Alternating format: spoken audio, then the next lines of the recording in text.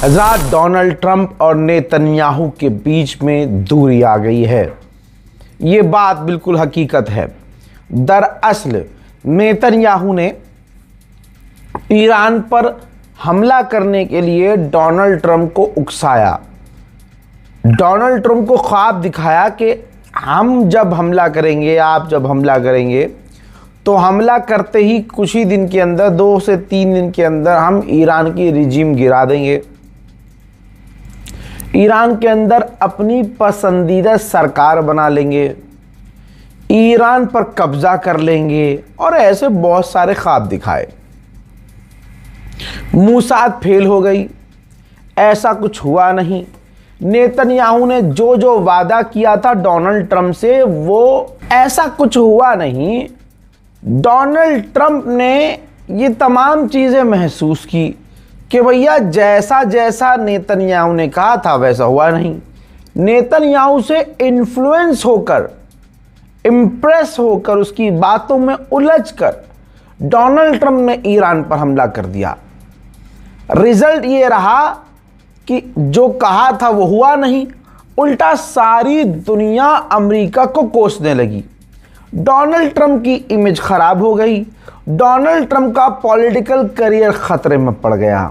ये तमाम चीज़ें हुई। अब जब ये जंग सोची थी नेतन्याहू और ट्रंप ने कि 2-4 दिन के अंदर ख़त्म हो जाएगी, जैसा हमने वेनेजुएला में किया वैसे हम ईरान में कर लेंगे, लेकिन ये जंग लंबी खिंच गई तो भाई ये भारी पड़ गया। नेतन्याहू पे तो नहीं, लेकिन अमेरिका पे भारी पड़ गया, खास करके डोनाल्ड ट्रंप पर। अब ट्रंप ने कहा यार डील कर लेते हैं ईरान से, क्योंकि सारे देशों का यही प्रेशर था और यही प्रेशर है ट्रंप पर, अमेरिका पर, कि मामला सुलझा लिया जाए। अब जब बात करनी शुरू की ईरान से अमेरिका ने, तो नेतन्याहू को बर्दाश्त ही नहीं हो रहा था। नेतन्याहू लगा हुआ है भड़काने में, डोनाल्ड ट्रंप को भड़काने में, और वो तमाम कोशिश की, बल्कि नेतन्याहू ने बहुत गलत तरीके से ट्रंप से बात की और ट्रंप को धमकाया भी प्यारी प्यारी ज़बान में। डोनाल्ड ट्रंप डील चाहता है, नेतन्याहू चाहता है कि ईरान पर हमला हो जाए, अमेरिका ये सोच रहा है कि डील कर ली जाए। अब पता है रिपोर्ट क्या कह रही है? लीजिए आपकी स्क्रीन पर रिपोर्ट देख लीजिए। अब रिपोर्ट ये है कि अमेरिका इजराइल से फ़िलहाल इस मामले में इतना दूर हो चुका है कि अमेरिकी ऑफिशियल्स, यहाँ तक कि डोनाल्ड ट्रंप, ईरान से क्या बात कर रहे हैं, कौन सी बातें कर रहे हैं, क्या डील कर रहे हैं, इजराइल को अमेरिका बता नहीं रहा है। पहले डोनाल्ड ट्रंप को पायलट की तरह नेतन्याहू को रखते थे, हर चीज़ पूछते थे, बताते थे, सब कुछ बढ़िया चलता था। अब मामला उल्टा हो गया है। ये रिपोर्ट आ गई है कि भैया नेतन्याहू को मामले से दूर रखा हुआ है, बल्कि इजराइल अपनी इंटेलिजेंस के ज़रिए, खुफिया सूत्रों के ज़रिए, अपने साथी और दूसरे मीडिएटर्स के ज़रिए पता कर रहा है कि अमेरिका ईरान से क्या बात कर रहा है। ये हाल है जी। आपको ये भी बताना बेहद ज़रूरी है कि अमेरिका को ड्राफ्ट तैयार करके पाकिस्तान और ईरान ने भेज दिया है। ईरान और पाकिस्तान ने एक ड्राफ्ट तैयार किया है जिसके अंदर प्रपोजल ये है कि 60 दिन के लिए जंग और बंद होगी, परमानेंट जंग बंदी का ऑफर दिया गया है, और जंग बंदी की बातें होंगी इन 60 दिनों में, परमानेंट जंग बंदी की, और इसी दौरान ईरान के परमाणु प्रोग्राम पर भी अमेरिका से बात होगी। स्ट्रेट ऑफ हॉर्मुज़ भी खुलेगा, अमेरिका अपनी बैरिकेडिंग भी हटाएगा। इसके अंदर ऑफर ये भी किया गया है, ये रखी गई है बात, कि अमेरिका कुछ कुछ इलाकों से अमेरिकी फ़ौज बाहर निकालेगा। साथ ही ईरान के जो पैसे फ्रीज किए हुए अमेरिका ने, वो अनफ्रीज होंगे, रिलीज होंगे। और इन तमाम चीज़ों के बाद ईरान के परमाणु और यूरेनियम पर बात होगी। ये फाइनल ड्राफ्टिंग पाकिस्तान और ईरान ने बनाकर अमेरिका को भेज दिया है और अब अमेरिका के रेस्पॉन्स का इंतजार है। अब ये तमाम ड्राफ्ट जब डोनाल्ड ट्रंप को मिल गया, ट्रंप ने अपने दफ्तर में पूरा रिव्यू किया, इसके बाद इजराइल, तुर्की, फ्रांस, जर्मनी, ब्रिटेन, कतर, सऊदी अरब, इन तमाम देशों को डोनाल्ड ट्रंप ने खुद फ़ोन किया। खुद फ़ोन करने के बाद इस ड्राफ्ट की जानकारी उन्होंने खुद दी। डोनाल्ड ट्रंप ने ईरान के ड्राफ्ट रिसीव करने के बाद मिडिल ईस्ट के देशों से जो बात की है, रिजल्ट यह है कि बात अच्छी रही है। जाहिर सी बात है, ईरान की बातों पर राज़ी है अमेरिका, इसीलिए अरब देश भी राज़ी रहे, क्योंकि फ़िलहाल अरब देश ट्रंप पर प्रेशर नहीं बना रहे हैं कि वो ईरान पर हमला करे। अब उल्टा हो गया है, अब अरब देश ईरान पर हमला ना करने के लिए प्रेशर बना रहे हैं डोनाल्ड ट्रंप पर। वहीं मेरे दोस्तों, पाकिस्तान के army chief Asim Munir Iran आए थे, तेहरान आए थे। उन्होंने तमाम डेलीगेशन से मुलाकात की, ईरानियन ऑफिशियल से मुलाकात की और ड्राफ्टिंग में काफ़ी हेल्प की। और अंदर खाने और उन्होंने क्या क्या किया होगा, क्योंकि भाई एक देश का आर्मी चीफ पहुंचा है तो 2 वक्त खाना खाने तो नहीं पहुंचा होगा। बहरहाल उन्होंने जो भी किया, फिलहाल अब वो पाकिस्तान लौट चुके हैं। अभी तक कितनी अच्छी बातें सुनी आपने। अब इन तमाम चीज़ों के बाद ईरान ने अमेरिका को धमकी दी, कहा कि अगर अमेरिका ने फ्लेक्सिबिलिटी नहीं दिखाई और किसी चीज़ की ज़िद पर अड़ा रहा तो ये बातचीत पूरी तरह से फेल हो जाएगी। डोनाल्ड ट्रंप की सरकार अमेरिका ने ऑपरेशन फ्यूरी, जिसके अंतर्गत ईरान पर 2000 से ज़्यादा पाबंदियां लगाई हैं, लेकिन रिपोर्ट ये कह रही है, जो आपकी स्क्रीन पर रख रहा हूं रिपोर्ट, कि 2000 पाबंदियां और उससे पहले जो हज़ारों पाबंदियां ईरान पर पहले भी लगाई गई हैं, उनका कोई असर ईरान पर अल्हम्दुलिल्लाह नहीं है। आधी रात गुजरने के बाद डोनाल्ड ट्रंप ने भारतीय वक्त के मुताबिक आधी रात गुजरने के बाद ये देखिए ट्वीट किया, एक लंबा चौड़ा पोस्ट उन्होंने किया, जिसमें उन्होंने बताया कि मैंने अरब देशों से, मोहम्मद बिन सलमान से, नेतन्याहू से फ़ोन पर बात करके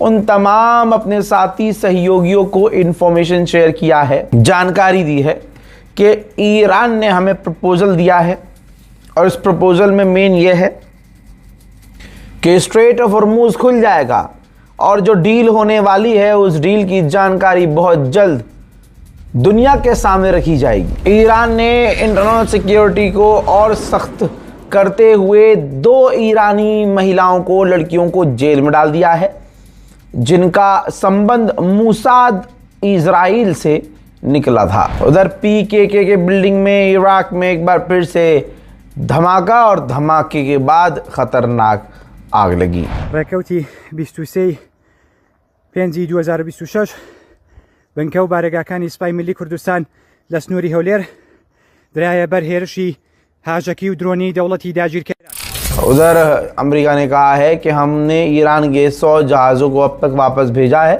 और 4 जहाज़ों को हमला करके बिल्कुल बेकार कर दिया है। मेरे दोस्तों, ईरान के एम्बेसडर जो पाकिस्तान में हैं, उनका बयान ये है कि अमेरिका और ईरान के बीच जो भी बातचीत चल रही है, फ़िलहाल पॉजिटिव बातचीत चल रही है, बातचीत बहुत अच्छी चल रही है।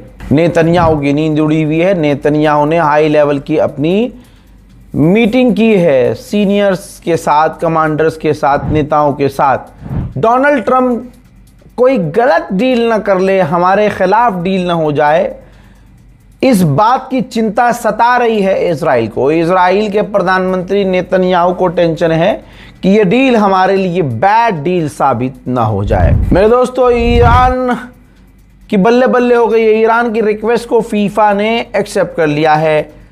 अमेरिका के अंदर फीफा का वर्ल्ड कप होना था और अमेरिका कह रहा था फीफा से कि आप ईरान को टीम से निकालो, ईरान की टीम नहीं खेलेगी। फीफा ने पहला झटका अमेरिका को ये दिया कि नहीं, ऐसा नहीं हो सकता भाई, फुटबॉल में वो काफ़ी अच्छे हैं, उन्होंने कंपटीशन लड़ा है, वो जीते हैं, उनकी टीम तो खेलेगी नहीं ज़्यादा।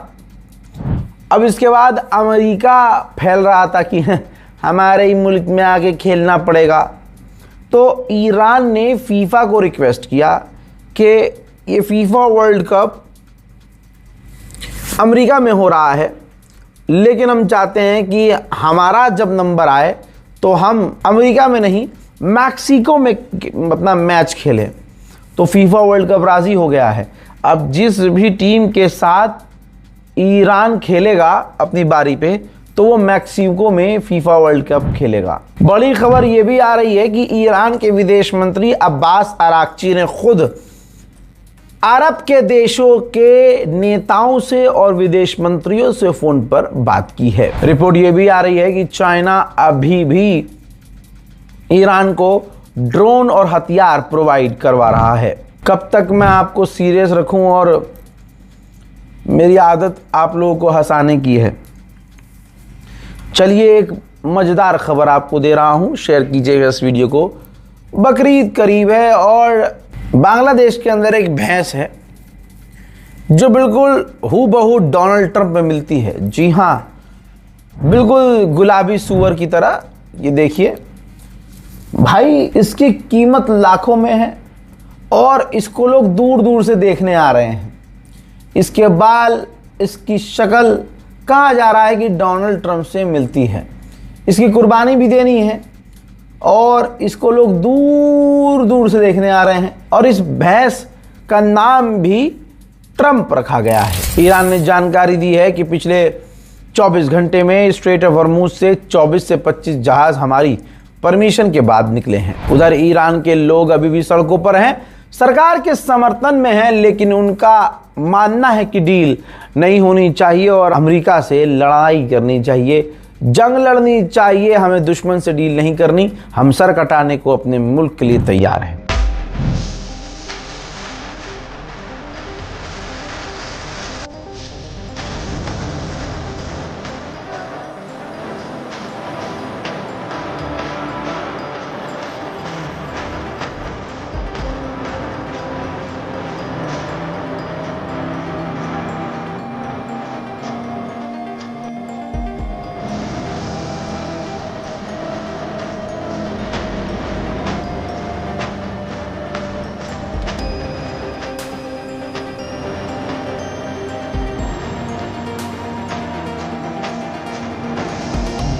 ईरान की जंग का असर सारी दुनिया पर है। 90% अमरीकियों का मानना यह है कि अभी भी अमरीका में महंगाई बढ़ेगी। ईरान के विदेश मंत्री अब्बास अराक्ची ने हिजबुल्लाह के लीडर शेख नईम कासिम से फ़ोन पर बात की है और कहा कि आज़ादी, लेबनान की आज़ादी का जो मूवमेंट हिजबुल्लाह ने चलाया है, हम आखिर तक इस हिजबुल्लाह मूवमेंट को सपोर्ट करते रहेंगे। इजराइल के खिलाफ हम हिजबुल्लाह का साथ देते रहेंगे। हजरात, भारत के अंदर भी बेड़ा गर्क बिल्कुल करीब नजर आ रहा है। 5 दिन के अंदर 2 बार और लगभग 10 दिन के अंदर 3 बार पेट्रोल डीजल के दाम बढ़ चुके हैं। मोदी सरकार झूठ सामने से बोल रही है कि पेट्रोल और डीजल की किल्लत नहीं है, लेकिन हकीकत यह है कि यूरिया से लेकर जो डीजल वाली गाड़ियां हैं उसमें यूरिया भी डलता है, ठीक है, जिसे आप केमिकल भी कहते हैं। वो 2022 के बाद जो डीजल की गाड़ियां आती हैं उसमें यूरिया डलता है, डीजल भी और यूरिया भी। वो यूरिया अलग से डलता है, डिग्गी में उसका एक अलग हिस्सा होता है जहाँ यूरिया डाला जाता है। तो यूरिया भी नहीं है भारत के अंदर, काफ़ी कमी पड़ रही है। डीजल और पेट्रोल भी भैया कम पड़ रहे हैं और दाम महंगे हो रहे हैं, जिसकी वजह से आम जनता गुस्से में है। फिलहाल तो हम लोग परेशानी है, ये सरकार की वजह से पूरा परेशानी है। तो हमेशा कुछ ना कुछ बढ़ते रहेगा, तो पेट्रोल का डीजल का तो बढ़ते रहेगा। अभी क्या परेशान तो है हम लोग, शॉर्टकट बताने जाए तो ये सरकार से हम लोग परेशान है बस। 10 दिन में 3 बार, ये तो बहुत डिफिकल्ट हो रहा है, बहुत डिफिकल्ट हो। आम आदमी क्या, हम लोग क्या, सबको बहुत डिफिकल्टी हो रही है। हालात ऐसे हैं कि आजकल अब जो रिक्शा चालक हैं, जो खासकर गरीब तबके के लोग हैं, मिडिल क्लास के लोग हैं, वो पूरी तरह से फट चुके हैं। और जो ऑटो संचालक भी अब मोदी को समझ चुके हैं। महंगी हो गई सीएनजी, क्या कहोगे? मोदी जी को इस्तीफा दे देना चाहिए, उनके बस की देश चलाना नहीं रहा। सीधी सी बात ये है, सोना मत खरीदो, अब ये मत करो, सब पब्लिक ही कर रही है, वो क्या कर रहा है? आदमी परेशान है, कहीं कुछ है, उसे अपनी अय्याशियों से मतलब है, घूम रहा है, यहाँ देश का कुछ देख रहा है, वो क्या देख रहा है? मेरे दोस्तों, यहाँ तक कि पेट्रोल पंप पर किसी शख्स से पूछ लिया पत्रकार ने कि तो आगे से जो भी जवाब आया वो जवाब ये था कि परेशानी तो हो रही है हमें, लेकिन चाचा मेलोडी खा रहे हैं। और दोस्तों, आपको पता है कि मेलोडी कौन खा रहा है आजकल? देख रहे हैं कि पेट्रोल और डीजल के जो दाम है वो फिर से महंगे हो गए हैं। 10 दिनों के अंदर 5 रुपए का जो फर्क है वो देखने को मिल रहा है। कितनी परेशानी हो रही है इससे? परेशानी तो अच्छा, मेलोडी खा रहे हैं। हजरात, पूरी दुनिया में अगर सबसे ज़्यादा बेड़ा गर्क कहीं हो रहा है तो वो भारत है। हिंदुओं के दिलों में मुसलमानों के खिलाफ इतनी नफरत है कि आप सोच नहीं सकते। पीतमपुरा में एक मदरसे को अवैध बताकर हिंदू भीड़ ने मदरसे की दीवार तोड़ दी और दीवार गिरा दी। हजरात, ये दिन के उजाले में हो रहा है, तो आप सोच सकते हैं कि भारत के अंदर मुसलमान कितने खतरे में हैं। और जब UNHRC की जब रिपोर्ट आती है, कई साल से रिपोर्ट आ रही है कि भारत के अंदर अल्पसंख्यक समुदाय खतरे में है, मोदी सरकार और हिंदू समुदाय मुसलमानों का नरसंहार कर रहे हैं, तो इस पर भारत सरकार भड़क जाती है और इनकार कर देती कि नहीं, हमारे यहाँ ऐसा नहीं है। ज़रा इस वीडियो को देखिए, दीवार मदरसे की तोड़ी और गिराई जा रही है हिंदुओं के द्वारा।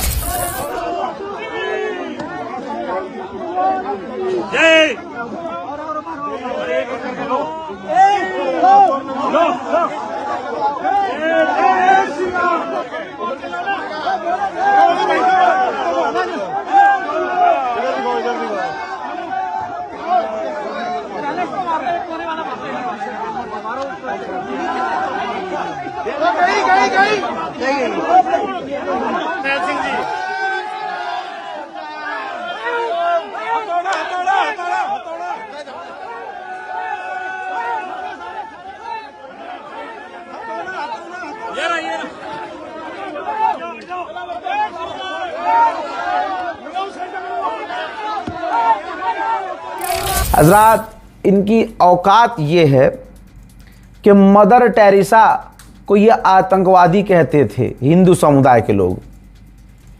हिंदू संगठन किसका है भाई? मुसलमानों का तो है नहीं। तो मैं बोलूँगा सीधा सीधा हिंदू समुदाय। तो हिंदू समुदाय और ख़ास पार्टी, मोदी की जो पार्टी है, उसके दुमछल्ले जो हैं वो ईसाइयों को जो मदर टेरेसा थी उनको कहते थे कि ये मतलब बहुत उल्टा सीधा बोलते थे, मैं बोल नहीं सकता।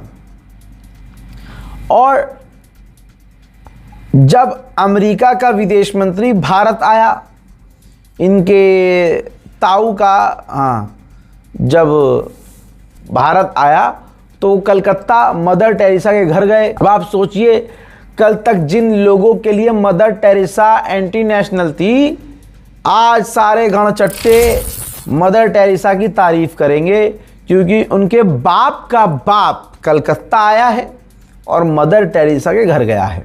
देख लीजिएगा। उधर ईरान ने बड़ी बात कही, कहा कि डोनाल्ड ट्रंप ने जो कहा है कि स्ट्रेट ऑफ हॉर्मुज़ खुल जाएगा, डील हो जाएगी, ये हो जाएगा, वो अपने मन से उन्होंने बात कही है। स्ट्रेट ऑफ हॉर्मुज़ खुलेगा, लेकिन हमारा स्ट्रेट ऑफ हॉर्मुज़ में कंट्रोल रहेगा। हमारी ही जो मैनेजमेंट है वही मैनेजमेंट स्ट्रेट ऑफ हॉर्मुज़ खोलेगी और वहाँ पर उसका चेक पॉइंट रहेगा। सिर्फ 30 दिन के लिए सीज फायर बढ़ेगा और उस 30 दिन के भीतर ये बात होगी जो बात अमेरिका चाहता है कि परमाणु पर बात हो। और 30 दिन से पहले जब ये सीज फायर होगा तो अमेरिका ने जो हमारे पैसे सीज किए हैं उन पैसों को रिलीज़ करेगा। और इधर अमेरिका भी अपना ब्लॉकेज, नेवल ब्लॉकेज हटाएगा और अमेरिका कई इलाकों से अपनी फौज निकालेगा। ये है दोस्तों सच्चाई, लेकिन डोनाल्ड ट्रंप सारी बातें खुलकर नहीं बोल रहा है। अमेरिका अंधाधुन हथियार इस्तेमाल ईरान के खिलाफ कर चुका है। अब हथियारों की कमी और खासकर टॉमाहॉक मिसाइलों की कमी डोनाल्ड ट्रंप को इतनी, अमेरिका को इतनी हो चुकी है कि टॉमाहॉक मिसाइल डील के मुताबिक अमेरिका को जापान को सौंपनी थी। अब जापान से डोनाल्ड ट्रंप ने कह दिया है कि हम 2 साल बाद आपको जो प्रॉमिस किया था हमने टॉमाहॉक मिसाइल देंगे, वो 2 साल बाद देंगे। इजराइल के पूर्व डिफेंस मिनिस्टर ने कहा है कि अमेरिका और ईरान की जो डील हो रही है ये काफ़ी खतरनाक डील है, गलत डील है। नेतन्याहू ने ईरान और अमेरिका की इस डील को बनाना डील बना दिया है, जहां डोनाल्ड ट्रंप अब नेतन्याहू की नहीं सुन रहा है और डोनाल्ड ट्रंप अपने मन मर्जी के मुताबिक डील कर रहा है। ये सबसे ख़तरनाक और खौफनाक डील इजराइल के लिए होने वाली है। उधर ये सैटेलाइट इमेज देख लीजिए, अरबियन सी के अंदर लगातार अमेरिका के हेलीकॉप्टर उड़ते हुए नजर आ रहे हैं। कुछ शिपिंग इंडस्ट्रीज अब दुबई को छोड़ रही हैं और दुबई को छोड़कर ग्रीस शिफ्ट हो रही हैं। आप देख सकते हैं जिस देश को घमंड था अपने बिजनेस पर, अपने मुल्क पर, सो कॉल्ड सेफेस्ट कंट्री, सारा भरम ईरान ने निकाल दिया है। उधर ईरान अरब देशों से बार बार कह रहा है कि जो हमारा नुकसान हुआ है उसकी भरपाई आप भी कीजिए। ईरान के पार्लियामेंट स्पीकर गलीबाफ ने पाकिस्तान को इन्फॉर्म किया है कि अगर कोई भी गड़बड़ डोनाल्ड ट्रंप ने की और एक बार फिर से धोखे से ईरान पर हमला किया तो हम पहले ही दिन बड़ा और ख़तरनाक रेस्पॉन्स करेंगे, पहले ही दिन। और वो हमला हमारा ऐसा होगा जैसे हमले आज तक हमने किए ही नहीं है। तो जाकर अमेरिका को हमारा ये पैगाम दे दिया जाए। उज़्बेकिस्तान में ईरान की एम्बेसी ने एक बहुत खूबसूरत ग्राफिक शेयर किया है जिसमें डोनाल्ड ट्रंप के पूरा जो थोबड़ा है, खोपड़ा, उसका जो एक्सरे निकाला गया है तो दिख रहा है कि नेतन्याहू डोनाल्ड ट्रंप के दिमाग में बैठा हुआ है और वो नेतन्याहू को चला रहा है। इंग्लैंड में दुनिया का सबसे बड़ा एयर शो होने वाला था, तैयारियां जोरों से थीं, लेकिन ईरान की जंग का असर ये है कि अब वो दुनिया का सबसे बड़ा एयर शो अचानक से कैंसिल कर दिया गया है। IRGC से जुड़े हुए एक व्यक्ति को गिरफ्तार किया गया तुर्की में और इल्ज़ाम अमेरिका ने लगाया कि ईरान के इशारे पर यह व्यक्ति डोनाल्ड ट्रंप की बेटी के कत्ल करने के लिए तैयारी कर रहा था। यह ऑपरेशन के काफ़ी करीब था, जिसके बाद अमेरिकी इंटेलिजेंस के ज़रिए इसे गिरफ्तार किया गया और गिरफ्तार करके अब उसे अमेरिका ले जाया गया है। उधर दोस्तों लेबनान पर हमले जारी हैं। लेबनान पर ख़तरनाक हमला किया गया है इजराइल के द्वारा। ताज़ा तरीन हमले में 9 लोगों की मौत हो गई है। वीडियो आपके सामने है।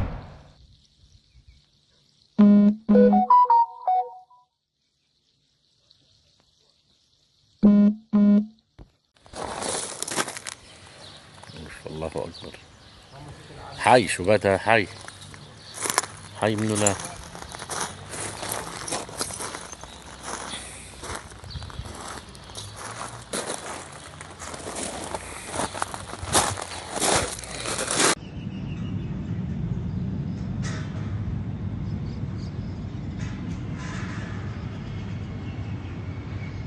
लेबनान में इजराइल का ड्रोन इसके अलावा उड़ता हुआ नजर आ रहा है।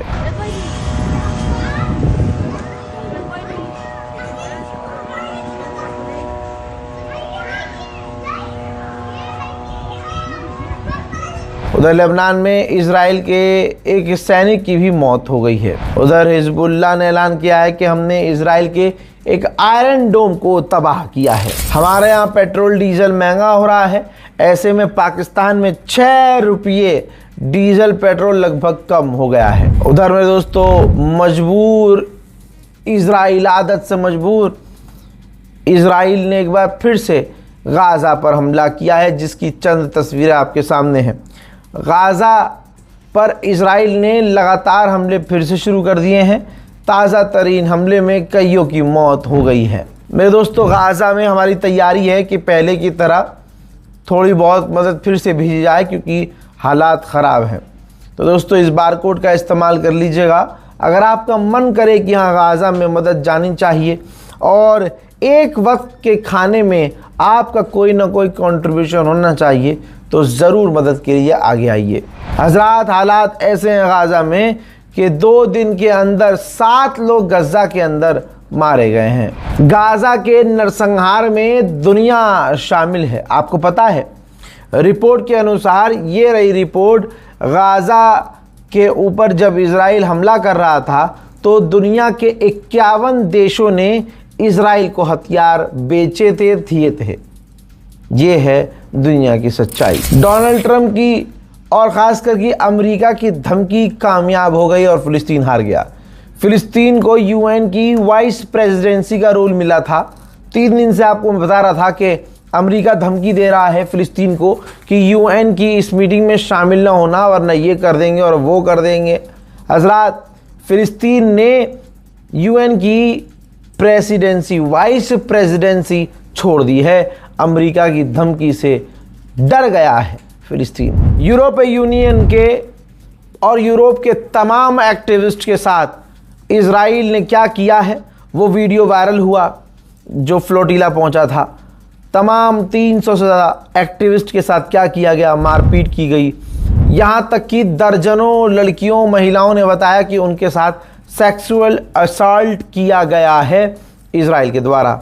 जिसके बाद फ्रांस के राष्ट्रपति इमैनुअल मैक्रोन ने इजराइल के आतंकवादी नेता बेंजीवीर को ब्लैकलिस्ट कर दिया है और यूरोप से मांग की है कि यूरोपीय यूनियन भी इसी तरह से इजराइल के खिलाफ कदम सख्त उठाए। मोहतरम हज़रात, ये है ईरान स्पेशल रिपोर्ट।